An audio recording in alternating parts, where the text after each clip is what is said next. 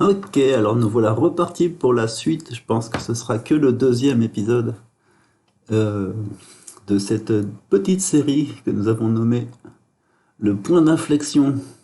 Euh, et comme d'habitude, le point d'inflexion, ce qu'on a compris déjà dans les précédents épisodes, notamment dans celui-là, le silence gêné, le centre de gravité des activités guerrières actuelles, c'est l'Allemagne. Euh, et il y avait déjà avec cet article qui avait permis, avec ce numéro-là, qui avait permis de croiser beaucoup d'articles qui nous ramenaient vers l'Allemagne. Euh, dans cette petite série qui est ici, nous avons croisé les articles de Scott Ricker, MK Badra Kumar et Pepe Escobar, ainsi que ceux qui sont connectés d'une manière ou d'une autre à chacun de ces articles. Donc toutes les inférences, on va dire. Et donc ça va commencer comme ça. On va y aller doucement, voilà, tranquille.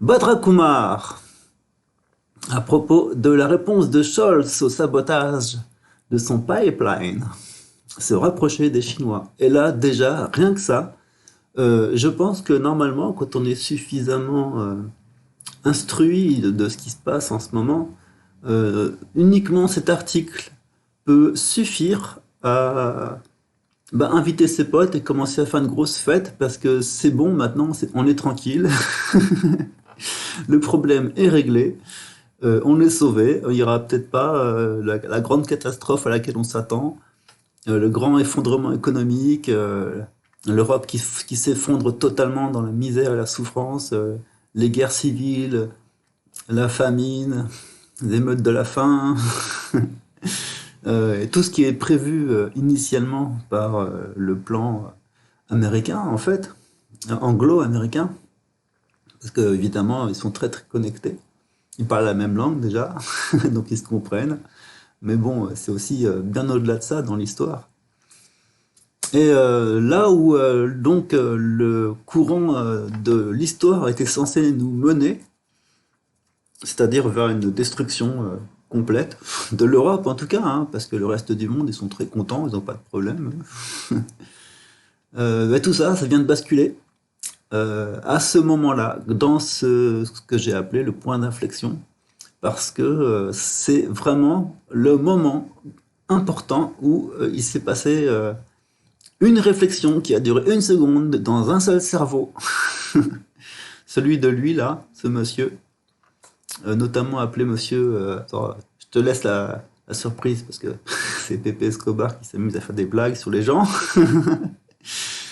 Et là, on a l'article donc de Badra Kumar. Donc hier déjà, on a vu celui de Un jeu dangereux, art sanglant et sale, auquel se livrent les Américains, signé par Scott Richter. On a donc dépouillé cet article de tout ce qu'il pouvait contenir comme information. Et ici, Badra Kumar, ce qu'il y a, c'est un journaliste indien de Asia Times, je crois bien, c'est ça. En tout cas, c'est notre plus ancien auteur, parce que nous, on le connaît depuis. Attends, tu peux aller jusque là. Alors, si tu peux, je vais pas mettre tout de suite, mais si tu vas chercher dans le passé. Alors, 2006, 2007, bah dis donc, je pensais que je l'avais avant. Voilà, 2008, ok. Badra Kumar, ça commence déjà. La Chine, la Russie, l'Inde suivent des voies séparées. Intéressant, tiens donc. Il faudra qu'on relise les anciens articles, parce que c'est toujours très, très pertinent. Pourquoi les USA ont-ils peur de l'Afghanistan en 2009? Bref, on l'aime bien. Et ce qu'il y a, c'est qu'il a beau être en Inde, c'est ça qui est très intéressant avec Badra Kumar, c'est que il connaît mieux l'Occident que nous. Il a une vision panoramique. Il vole au-dessus du nid de coucou. Et si on veut vraiment apprendre des choses sur nous-mêmes, il faut lire Badra Kumar, du coup. C'est pour ça que c'est un auteur qui est particulièrement apprécié. La diplomatie allemande a présenté un spectacle fascinant de contrepoint avec la ministre des Affaires étrangères, Annalena Baerbock, accueillant ses partenaires du G7, du très distingué G7 à Münster, les 3 et 4 novembre, alors même que le chancelier Olaf Scholz embarquait de Berlin pour une visite d'une journée à Pékin. Tranquille, un petit coup d'avion et hop. Euh, on va étudier ça, on va regarder qui est Baerbock. La séance photo. On fait voir la séance photo. D'accord, bon, on n'ira pas voir la séance photo. Allez, on va aller voir la séance photo. G7 Foreign Minister Meeting in Munster, 3 et 4 novembre. Voilà, là, ils étaient chez eux, dans leur petit bureau, en train de fomenter des crimes. Voilà, merci, excusez-moi. Montrer le secrétaire d'État américain Anthony Blinken flanquant Baerbock à la table principale avec la sous-secrétaire d'État Victoria Nuland, mieux connue sous le nom de destructrice de monde, maîtresse de cérémonie du coup d'État de Maïdan en 2014 à Kiev, qui regardait derrière. Baerbock, tu veux savoir qui c'est? On pose la question et on a la réponse. Chef de guerre. C'est pas banal, seigneur dans une Allemagne ou Miss Piggy. Très drôle. Baerbock se proclamait la primauté de l'Ukraine sur les désirs de son propre peuple. Donc voilà, déjà là, tu as suffisamment d'informations pour savoir qui est Baerbock. Annalena Baerbock a souligné son mécontentement à l'égard de la visite de Scholz en Chine. Tu vois, déjà, c'est très intéressant, hein. Elle est dans le gouvernement allemand, mais elle est contre l'Allemagne, en fait, en quelque sorte. Baerbock accueillant ses partenaires du G7, ok, on l'a vu, lui. N'est pas sur la même longueur d'onde, nous devrions plus dépendre d'un pays qui ne, etc. Tu veux voir la suite? Non, c'est bon. Bref, tu sais qui c'est maintenant. L'Allemagne rattrape son retard sur le photojournalisme. Sérieusement,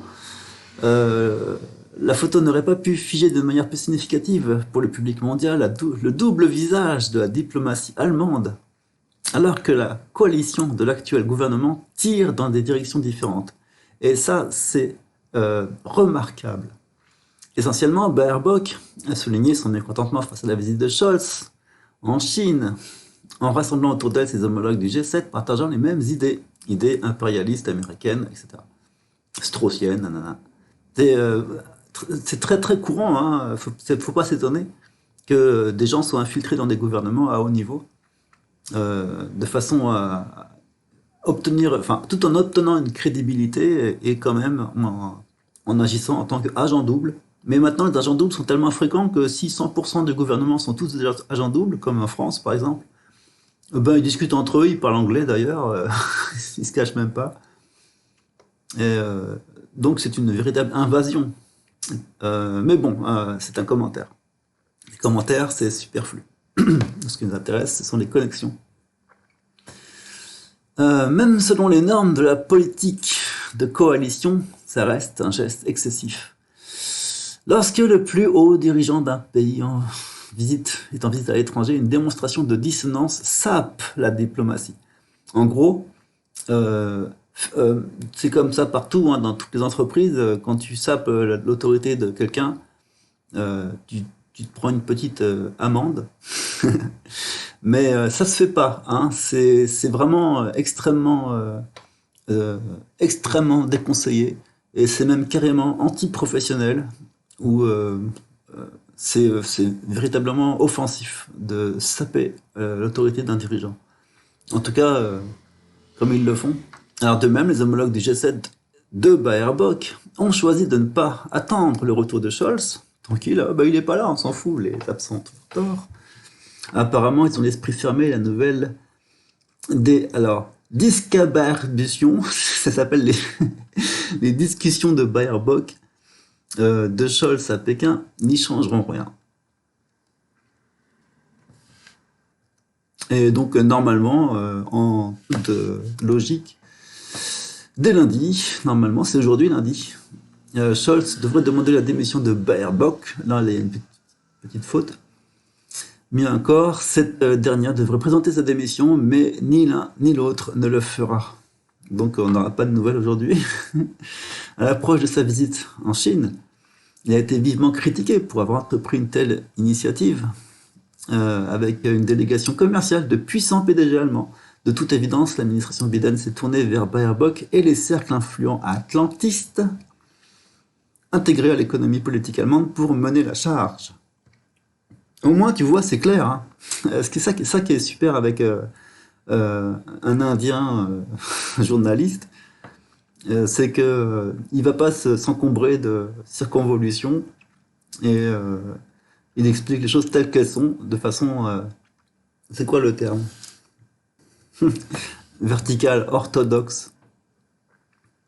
C'est très orthodoxe. C'est vertical. 90 degrés, vision du haut. Scholz a-t-il mordu plus qu'il ne pouvait avaler? La réponse dépend d'une contre-question. Scholz vise-t-il un héritage de la grande tradition de ses prédécesseurs du Parti social-démocrate, Willy Brandt, Helmut Schmidt? Helmut Schmidt, c'était ma jeunesse. Et ça, c'est une grande question qu'il pose là, ici. C'est est-ce qu'il veut savoir, est-ce que Helmut, pardon, pas Helmut, mais Scholz veut devenir ou va devenir ou a les moyens et les épaules pour devenir une carrure historique. Et c'est ça l'opportunité qu'il a, uniquement en faisant ce voyage en Chine, il a l'opportunité de prendre une véritable carrure historique et de euh, comment dire, transfigurer, c'est pas le mot? Oui, transcender, voilà.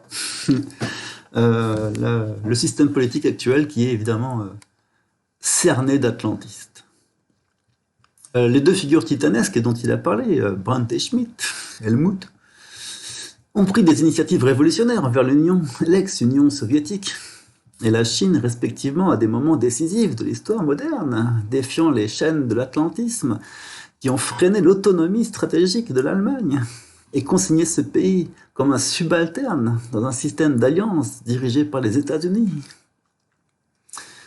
La différence cardinale, là je ne vais pas faire d'aparté sur les mathématiques, mais c'est pas grave. La différence vraiment radicale, flagrante d'aujourd'hui, c'est que Brandt, qui a navigué dans l'Ostpolitik, en ignorant les furieuses protestations américaines contre le tout premier gazoduc reliant les champs gaziers soviétiques à l'Allemagne à l'époque, et Schmidt ensuite, qui a saisi le moment pour profiter de la normalisation américano-chinoise, et le chancelier Gerhard Schröder aussi, qui a étendu et approfondi l'expansion des relations commerciales avec la Russie, a noué une relation de travail sans précédent avec les dirigeants du Kremlin, aux grandes dames de Washington, étaient des dirigeants affirmés. Est-ce que Scholz veut rester une chiffre molle ou est-ce qu'il veut prendre les choses en main? Voilà la question. Autrement dit, tout dépend de la volonté collective de l'Allemagne de briser le plafond de verre de l'OTAN. J'ai vraiment tenu à lire tout le texte jusque-là textuellement parce que c'est d'une limpidité incroyable. C'est très très parlant, c'est très clair, c'est très éclairant. Très simple, très simplifié. Et c'est vraiment la vérité, hein. Nous on cherche la vérité. Donc tout dépend de la volonté collective de l'Allemagne de briser le plafond de verre de l'OTAN que Lord Ismay, je ne sais pas du tout qui c'est, le premier secrétaire de l'Alliance, avait succinctement capturé comme étant destiné à keep the Soviet Union out, cancel Russia en fait, les Américains dedans, les Germains dehors, les Allemands dehors. Ok, d'accord. Actuellement, l'interaction de trois facteurs a un impact sur la politique allemande. Trois facteurs ont un impact sur la politique allemande. Et ça, c'est le développement de tout l'article de Batra Kumar dans ce passage. Ça va prendre un moment. Hein.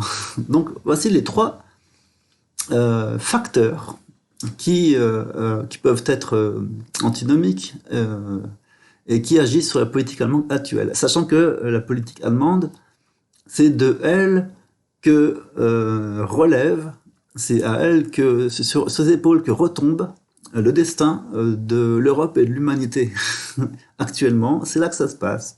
Donc la question, elle est furieusement importante. Tout d'abord, la stratégie indo-pacifique. Ne vous méprenez pas. La guerre par procuration en Ukraine est une répétition générale de l'inévitable confrontation entre les États-Unis et la Chine sur la question de Taïwan. Dans les deux cas, qui impliquent l'équilibre stratégique mondial, les enjeux sont extrêmement élevés pour l'hégémonie américaine mondiale. Mais bon, c'est moi qui ai ajouté américaine. Et pour la multipolarité dans l'ordre mondial aussi. Ce qui est important, je ne sais pas si c'est important, mais c'est un commentaire. Là, je me dis, ah bon? Ah bon? Ah bon? Vraiment? Euh, une répétition générale de l'inévitable confrontation de la Chine avec les États-Unis sur la question de Taïwan. Moi, c'est pas l'impression que j'ai. L'impression que j'ai, c'est plutôt que dans la question centrale actuelle, c'est l'Allemagne, l'Europe et la Russie. Tout faire pour les diviser, tout faire pour ruiner l'Europe, tout faire pour conserver, enfin pour piller les subalternes jusqu'à ce qu'il n'y ait plus rien à prendre. Se repaître de l'ancien système jusqu'à la dernière goutte, en fait. C'est ça le plan actuel. Et dans ce plan-là, la question des Américains est d'activer toutes les zones de conflit qui sont possibles à activer dans le monde entier. Que ce soit comment ça s'appelle? Karabakh, Afghanistan, Iran, Libye, lequel? Le Liban, évidemment. Enfin, tout ce qu'ils peuvent faire comme bordel dans le monde entier, en Afrique, ils essayent au maximum d'attiser les tensions. Et donc, dans ma compréhension, Taïwan fait partie du plan, surtout que Taïwan, c'est la Chine. Mais ils savent très bien, tout le monde sait très bien que il y a, la question ne se pose même pas. Taïwan est chinois, les Chinois considèrent Taïwan comme leur petit enfant. La confrontation militaire entre la Chine et les États-Unis, c'est comme un mammouth contre un petit animal. Ils ont aucune chance. Donc je vois pas trop le suspense en fait là-dessus. L'Allemagne a un rôle central, alors ça il le met en gras, et c'est mis en gras, et je l'aurais mis en gras aussi, et je suis d'accord, et c'est là vraiment pourquoi, la raison pour laquelle on fait ces nombreuses vidéos, c'est parce qu'on a compris la même chose. L'Allemagne a un rôle central dans cette lutte historique, non seulement en occupant un terrain très instable au milieu de l'Europe, qui porte également des vestiges de l'histoire, et ça, on va y revenir, ça va être super, mais en étant la puissance économique du continent au seuil de devenir une superpuissance. Et c'est ça la question, c'est est-ce que vous voulez devenir, enfin rester et de plus en plus des larbins et vous plonger dans la misère et la souffrance, ou est-ce que vous pouvez saisir l'opportunité de prendre une stature historique et en prime, en récompense, de devenir une puissance économique et même une superpuissance capable de rivaliser carrément avec les États-Unis. Est-ce que vous voulez l'or ou le charbon? Voilà la question qui est posée. Évidemment, tout le monde préfère le charbon actuellement. Et c'est pour ça que c'était extrêmement inquiétant comme situation. Mais tout d'un coup, quand Scholz a décidé d'aller en Chine, ne serait-ce que pendant une journée, un petit coup d'avion, hop, on se pose, on dit bonjour, au revoir, on repart le soir. Rien que ça suffit à dire, tiens, peut-être que ce serait intéressant de devenir une superpuissance économique. C'est étonnant, je sais, mais on en est là, c'est là la question. Washington a un énorme pouvoir d'influence, et c'est ça qui se passe. Donc l'inquiétude de Washington va de soi. La visite de Scholz en Chine pourrait contrecarrer le dessein géopolitique des États-Unis qui vise à répéter l'exploit impressionnant de réussir l'unité occidentale sur l'Ukraine si les tensions débordent en Asie-Pacifique et que la Chine est forcée d'agir. Voilà, ça c'est le plan. Je félicite quand même Badr Kumar de réussir à faire des explications aussi simples et claires, tout en parlant d'un sujet qu'on connaît tellement par cœur sur le bout des doigts qu'on a presque plus envie d'en parler au bout d'un moment, c'est tellement lassant. Mais la question c'est d'informer et de dire ce qui est correct et vérifiable. Donc oui, je félicite. Bien sûr, aucune analogie n'est totale, car il est peu probable que la Chine opte pour une opération militaire spéciale mesurée. Il est impossible et peu probable que la Chine opte pour une opération militaire spéciale et mesurée et progressive de 9 mois, comme la Russie l'a fait en Ukraine, etc. Donc, pour s'attaquer à Taïwan et détruire, comme la Russie a détruit l'État ukrainien. Je ne sais pas si j'étais clair, mais la phrase, elle est très claire normalement, mais moi j'ai réussi à la rendre confuse. Mais c'est l'analogie en fait. C'est pour dire que les, les Chinois, ils vont pas s'embêter pendant 9 mois. Ça va être expéditif. Elle agira vite. Ce sera la guerre mondiale de un jour. L'analogie est complète cependant si on place au niveau des sanctions infernales que l'administration Biden impose à la Chine. Entre parenthèses, avant de finir la phrase, je fais l'incartade pour dire que ce sont les... Là, il est en train de parler de façon diaphane des sanctions sur les semi-conducteurs et les processeurs, ainsi que les ingénieurs en informatique qui étaient en Chine, qui ont tous été rapatriés. Les semi-conducteurs ont été interdits à la vente à la Chine.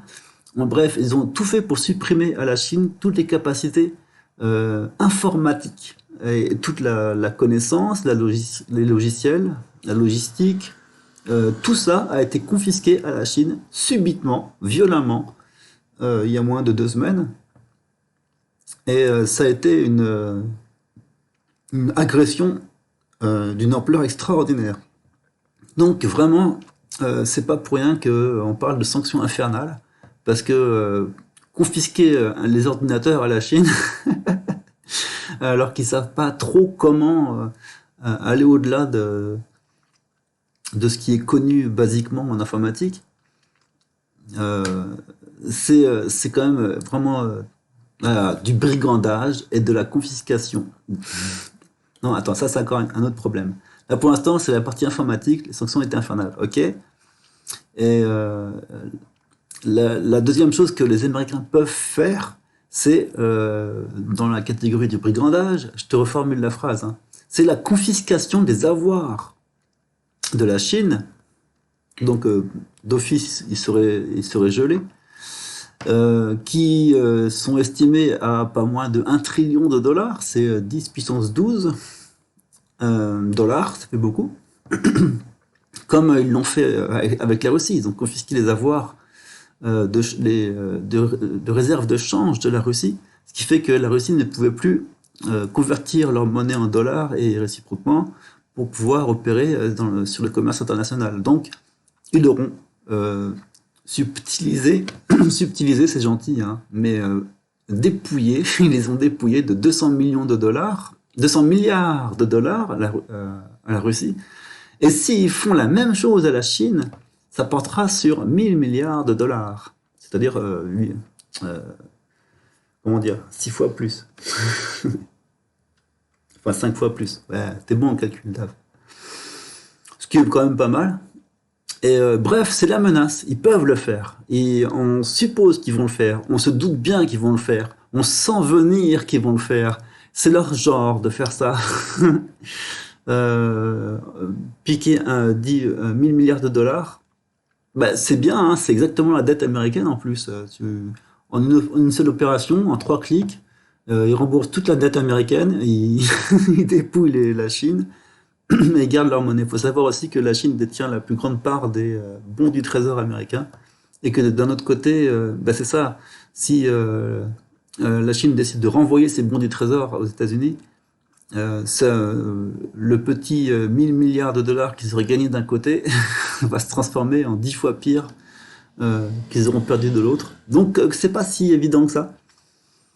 Mais bon, ça reste quand même dans le comment on va dire, dans le domaine du possible. Bref, ils peuvent paralyser la Chine au niveau des chaînes d'approvisionnement. Ça, c'est clair. C'est la menace. Qu'il suffise de dire que la Chine, refaire à la Chine le coup de l'Ukraine constitue la clé de la perpétuation de l'hégémonie mondiale américaine. Ok. Les actifs financiers de la Chine sont appropriés pour soutenir l'économie en difficulté de l'Amérique. Ok.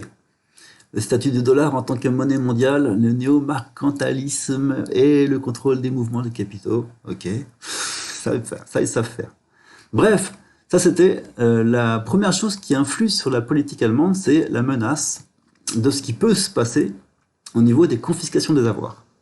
Le deuxième grand vecteur qui agit sur la politique allemande, c'est la grande victoire diplomatique de l'administration Biden. Oui, il y a une grande victoire diplomatique quand même. Jusqu'à présent a été dans la politique transatlantique, où elle a réussi à consolider sa domination sur l'Europe en mettant au centre de la scène la question russe, c'est-à-dire toute la stratégie de guerre hybride. Ils ont été très forts là-dessus, il n'y a pas à dire, hein, bravo.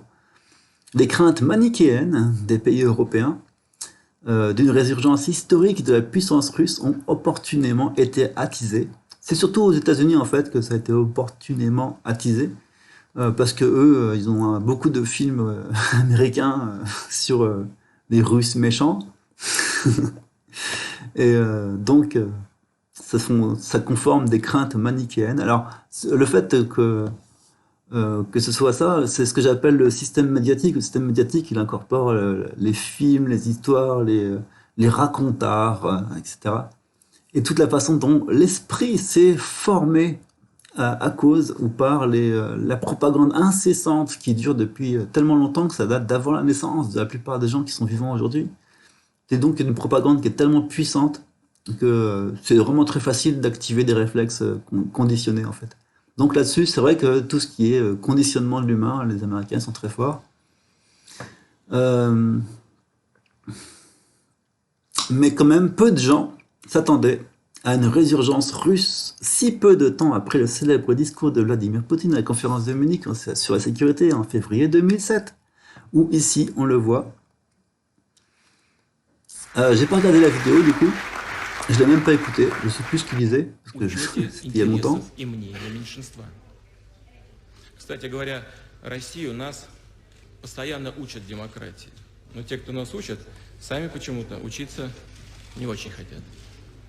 Считаю, что для современного мира однополярная модель не только неприемлема, Je considère que le modèle unipolaire est inacceptable. И не только потому, что при единоличном лидерстве в современном, именно в современном мире не будет хватать ни военно-политических, ни экономических ресурсов.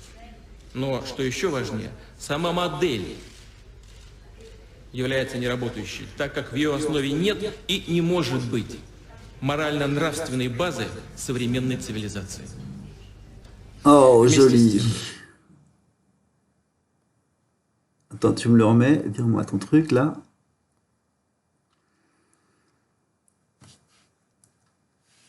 Ouais, c'est ça. Hein. Il ne peut pas y avoir de fondation morale pour une civilisation moderne dans le cadre d'un système unipolaire.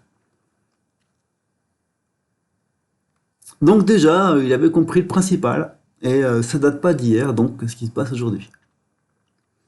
Bref, le récit occidental de l'époque était que la Russie n'avait tout simplement pas la capacité de se régénérer en tant que puissance mondiale, car la modernisation de l'armée russe était irréalisable. On peut dire que toute la diplomatie de la chancelière Angela Merkel envers la Russie reposait sur ce récit facile et factice. Mais aujourd'hui encore, hein, on entend des gens parler à la télé et dire « Oh non, mais les Russes, leur armée, elle est ridicule. » Oui, bah oui, ils essayent autant qu'ils peuvent. Hein. Quand on ment jusqu'au fond, jusqu'au bout. Ainsi donc, lorsque Poutine a annoncé de manière très inattendue lors de la réunion du Conseil des ministères de la Défense à Moscou le 24 décembre 2019 que la Russie était devenue le leader mondial de l'armement hypersonique et que pas un seul pays ne possède d'armes hypersoniques, encore moins d'armes hypersoniques à portée continentale. À ce moment-là, l'Occident l'a entendu avec une horreur non dissimulée. Ben oui, c'est ce qui se passe aussi à chaque fois dans... Oh, je ne vais pas en parler ici, mais bon, à chaque fois que quelqu'un se croit le plus fort, mais qui trouve quelqu'un de plus fort que lui, eh ben, il tremble des genoux. Et ça rigole pas. Hein. Donc l'équipe Biden a profité de la profonde inquiétude sur les capitales européennes pour rallier et susciter une unité occidentale autour de l'Ukraine. Mais une fissure capillaire apparaît maintenant au cours de la visite de Scholz à Pékin. Blinken s'est précipité pour repousser Scholz dans le giron. À mon avis, il a dû se prendre une réprimande. Les Américains qui réprimandent le chancelier, le ministre, en tout cas allemand, pour lui dire « Qu'est-ce que tu fais là? Est-ce que tu aimes la famille? J'aime beaucoup la famille, c'est très important la famille. »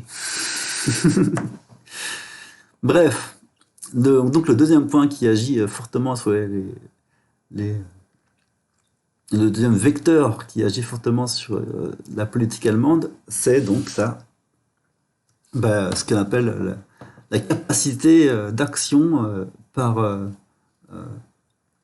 persuasion des Américains. Persuasion pour être gentil, en fait. Les menaces, carrément. Ainsi que la guerre hybride et le mensonge, etc. Donc ça agit donc très, très fortement sur la politique allemande, et c'est évident. Et troisièmement, à la suite de ce qui précède, une contradiction fondamentale qui est apparue aujourd'hui, alors que les sanctions infernales de l'Occident contre la Russie ont explosé sur les Européens, les poussant dans la récession. L'Allemagne a été très, très durement touchée, guettant le spectre de l'effondrement de ces secteurs entiers de son industrie, du chômage qui en résulte et des troubles sociaux et politiques. Évidemment, puisque la moitié de son industrie, de son économie, de son PIB en fait, est basée sur le gaz russe et le pétrole. Si on confisque 50% de son PIB, la moitié des entreprises font faillite. C'est non seulement ils perdent les clients, mais ils les récupéreront jamais. Donc la faillite est irréversible ensuite. C'est fatal. Donc là, la question, elle est vraiment urgente. Le miracle industriel allemand reposait sur la disponibilité d'un approvisionnement énergétique bon marché, limité et assuré en provenance de la Russie, et la perturbation créait des ravages. Ravages de Barjavel. De plus, les sabotages des pipelines Nord Stream excluent une relance du lien énergétique entre l'Allemagne et la Russie, en tout cas à court terme, ce que l'opinion publique allemande souhaite. Et le souhaite dans les rues avec des manifestations, etc. Certes, toutes les données disponibles sur les fonds marins de la mer Baltique, Scholz doit être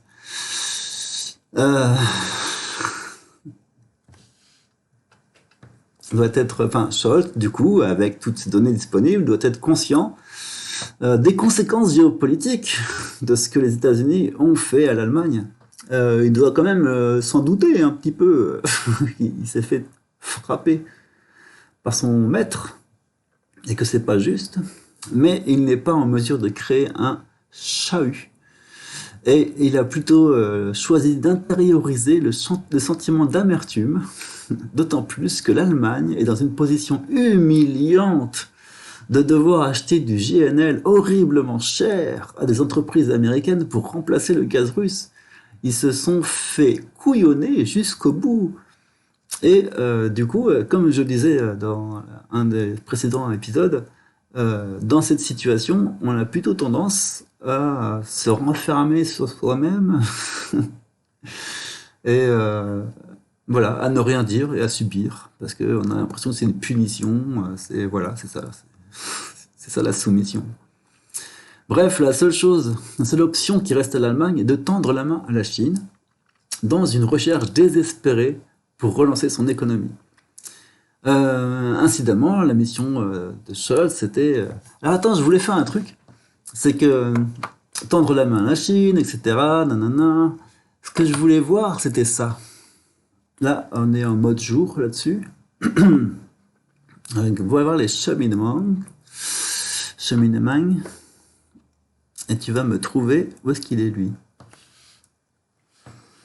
Ça se passe là, des fuites inexpliquées, sabotage Nord Stream, acte de terrorisme international, Wicked Leaks.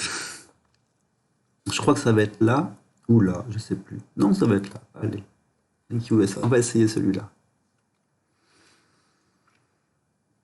Alors, il faut chercher un article, on va les mettre dans l'ordre chronologique, où on voit comment la réaction qui a été celle des Allemands après le sabotage. Ça pue la guerre. Le doute n'est plus permis, les cathodiques ont été sabotés, oui, d'accord. Fuck de EU, qui a coupé le gaz? Qui est coupable? On sait, c'est toute la progression de la réflexion, elle est en live, c'est ça qui est super génial avec ces bases documentaires. Là, Pepe Escobar qui nous explique que l'Allemagne et l'UE ont reçu une véritable déclaration de guerre. L'histoire nous apprend que les Américains sous Reagan ont déjà saboté des gazoducs. Nous, on n'a pas fait d'épisode sur l'épisode des gazoducs. On aurait pu, mais on n'a pas eu l'occasion. Enfin bon, voilà. C'est quelque chose qui reste. Oh non, il n'y a pas d'excuse, on aurait dû le faire, mais on l'a pas fait, c'est tout. Donald Trump se propose comme négociateur. Ouais, t'es gentil. Saper les gazoducs, c'est commettre un acte terroriste. Donc là, l'information circule de plus en plus. Une omerta dans la guerre des gangsters. Ok. Ce que je veux savoir, moi, c'est le moment où l'Allemagne a réagi.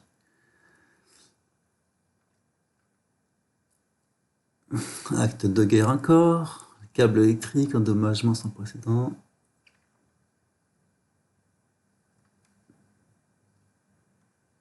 Scott Ritter, ok. Alors, je sais pas si c'était là du coup.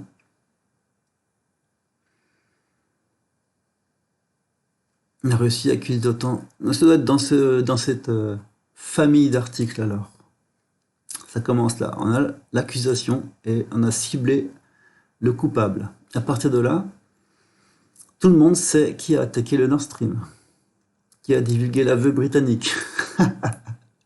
Et le lendemain, t'as Liz Truss qui se cache, qui va se cacher. Sabotage du Nord Stream, ambassadeur britannique convoqué. C'était donc pas la Russie, oui, mais qui se réveille et tout. Pourrait bien être derrière. Nos économies ont-elles tenir le choc? Allez, trouve-le, je l'avais tout à l'heure. Pourquoi la Suède ne partage-t-elle pas les conclusions? Nanana, exposition. Ah, alors donc c'était avant encore. Nord Stream 2 offre à l'Allemagne un rendez-vous avec le destin. Alors tu vois, Pepe Escobar, il était déjà au courant hein, de ce qui... Enfin, il avait déjà bien dessiné ce qui se passe aujourd'hui. Le fait que Scholz aille en Chine, c'est le moment où se prend une décision décisive. Donc un point d'inflexion de l'histoire. Le moment où tout a basculé. Ou pas. On espère que ça bascule. Qui a intérêt? Ok. Bon, en fait, ce que je cherchais, c'était le moment où... Voilà! La diplomatie russe propose d'enquêter sur les fuites en partenariat avec l'Allemagne. Un article qui est anodin sur RT, mais qui a une signification d'une très grande importance, puisque il faut bien comprendre, et ça, ils vont nous l'expliquer après, Pepe Escobar et Bradley Kumar. Ils vont en parler très clairement et très objectivement. C'est pas une idée que je me fais, mais c'est vraiment ça. Le but de l'opération était bien de créer des dissensions à l'intérieur même de l'Europe et donc de faire couper la France et l'Allemagne, qui étaient très soudés l'un à l'autre, donc attiser des tensions et disloquer l'Europe, parce que le but quand même c'est que l'Europe, maintenant qu'elle a bien servi, eh ben, il faut la dissoudre. Il faut surtout pas qu'elle se réveille et qu'elle se mette à agir de façon rationnelle. On a implanté des infiltrés à tous les niveaux, on leur a fait faire toutes les conneries qui étaient à faire. Et avant que une bonne stratégie de guerre, ça ne marche que pendant qu'on ne se rend pas compte de la stratégie. Une fois que la stratégie est révélée, elle n'est plus opérationnelle. Donc une stratégie de guerre agit toujours en secret, c'est normal.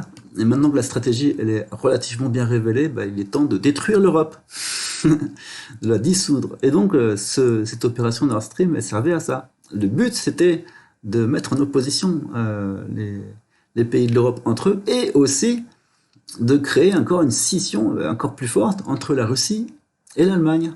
Le but évidemment c'était de faire en sorte qu'ils se disputent. Mais, au contraire de ça, ce qui s'est passé, c'est que la diplomatie russe, extrêmement intelligente, et ça a été sa seule réplique à l'attaque des Nord Stream, c'est la seule chose qu'ils ont répondu à cette agression contre leurs infrastructures vitales, quasiment, qui est un acte de guerre d'une gravité immense. Et la seule réponse qu'ils ont donnée, c'est offrir à l'Allemagne d'enquêter en partenariat sur les fuites. Les fuites, hein, juste les fuites. Voilà, juste ça. De cette manière, il s'est passé quoi? Ils se sont serrés la main, ils se sont adressés la parole, ils ont discuté ensemble d'un problème commun. Ils ont donc été alliés. Et à partir de là, bah c'est là que quelqu'un a dû glisser le mot, écoute, j'ai un pote en Chine, tu vas le voir de ma part, il va t'arranger le coup. Ouais, d'accord, bonne idée, merci. Je te file le number. Ouais, merci. Et voilà comment Scholz s'est retrouvé en Chine. C'est très important quand même, hein. Et la stratégie, elle passe par là. C'est cette diplomatie-là qui a finalement réussi à se frayer un chemin au milieu d'un bombardement de mensonges et d'agressions, d'excitation, de trucs qui empêchent de réfléchir, qui obligent à agir dans la précipitation. Toutes les techniques de l'arnaque traditionnelle ont été déjouées par un cheminement qui s'est faufilé au milieu, où il y a des gens qui sont restés rationnels et qui ont gardé les pieds sur terre. Voilà, ça c'était l'analyse. Bref, la seule option qui reste à l'Allemagne est de tendre la main à la Chine dans une recherche désespérée pour relancer son économie et pour éviter que ça s'aggrave encore. C'est ça le principal. En tout cas, pour éviter de plonger dans l'abîme de l'effondrement total. Incidemment, la mission de Scholz visait principalement la relocalisation des unités de production de la BASF, multinationale allemande de la chimie et le plus grand producteur de produits chimiques au monde. Donc, relocalisation en Chine. Là, ils ont dû dire, oui, ça m'intéresse, c'est sympa. Il est hautement probable, cependant, que Washington laisse les mains libres à Scholz, fortuitement par Washington. Les partenaires de la coalition de Scholz sont des atlantistes sans phare et sont également prêts à jouer le jeu américain. Brandt ou Schroeder auraient riposté, mais Scholz n'est pas un combattant de rue. Bien qu'il perçoive le grand dessein des États-Unis de transformer l'Allemagne, et là, on va dire un truc super important, transformer l'Allemagne en un appendice de l'économie américaine et de l'intégrer dans une chaîne d'approvisionnement unique, c'est-à-dire d'en faire un sous-fifre, et surtout, en termes simples, Washington s'attend à ce que l'Allemagne soit un rouage indispensable dans la roue de sa guerre de l'Occident collectif. Mais non, le plus important, c'est le mot-clé. On va tomber dessus forcément fatalement à un moment ou à un autre. C'est le mot-clé, c'est la désindustrialisation. C'est ça le but, c'est de virer toutes les entreprises qui produisent des biens, des services, des matières premières, de désindustrialiser à fond l'Allemagne pour en faire une dépendance. Et c'est le but objectif des Américains. Cependant, pendant ce temps, Washington tient une main forte car le secteur des entreprises allemandes, une petite faute ici, est également une maison divisée avec de nombreuses entreprises qui sont bien placées pour bénéficier du changement de modèle économique que Washington promeut, montrant une réticence à soutenir Scholz, bien qu'il soit lui-même un chancelier corporatiste. Ce qui veut dire quand même qu'il y a un certain nombre d'entreprises de très grande importance en Allemagne qui ont pris le biais atlantiste parce qu'ils y ont des intérêts quand même. Ça montre bien à quel point les États-Unis savent tirer parti des situations complexes comme ça. Et selon certaines informations, certaines entreprises allemandes de haute technologie n'ont pas accepté l'invitation de Scholz à l'accompagner à Pékin, notamment les PDG de Mercedes-Benz, Bosch, Continental, Infineon, SAP et ThyssenKrupp. Donc, faut boycotter tout ça maintenant. Voilà la liste du boycott. C'est très clair. Mais quand même, alors c'est quand même assez inquiétant, intriguant.